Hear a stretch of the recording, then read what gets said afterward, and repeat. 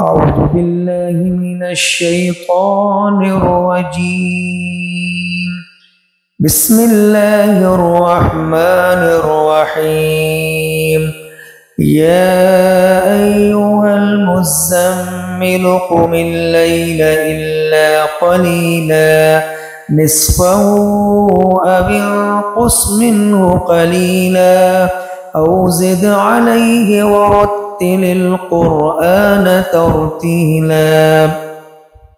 إنا سنلقي عليك قولا ثقيلا إن ناشئة الليل هي أشد وطئا وأقوم قيلا.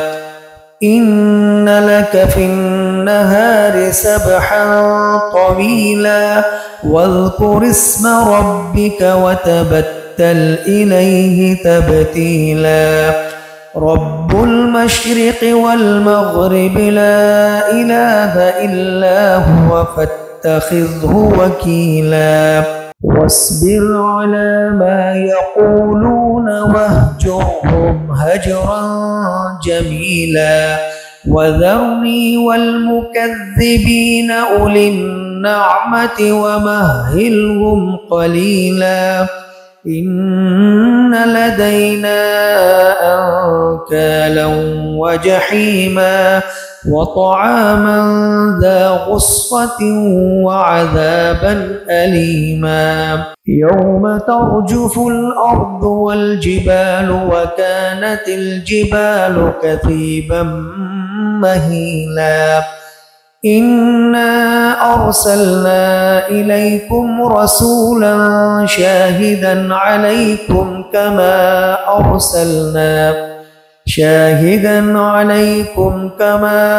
أرسلنا إلى فرعون رسولا فعصى فرعون الرسول فأخذناه أخذا وبيلا. فكيف تتقون إن كفرتم يوما يجعل الولدان شيبا. السماء منفطر به كان وعده مفعولا. إن هذه تذكرة فمن شاء اتخذ إلى ربه سبيلا.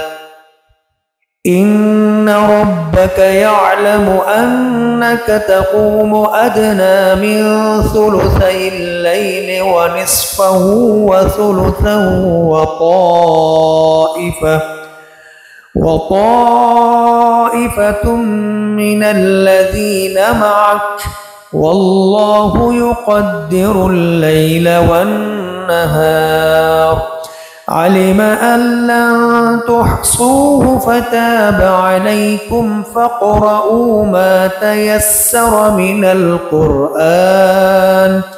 علم أن سيكون منكم مرضى وآخرون يضربون في الأرض يبتغون من فضل الله وآخرون يقاتلون في سبيل الله.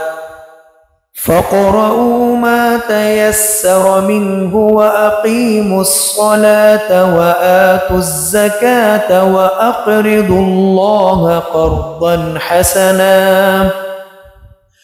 وما تقدموا لأنفسكم من خير تجدوه عند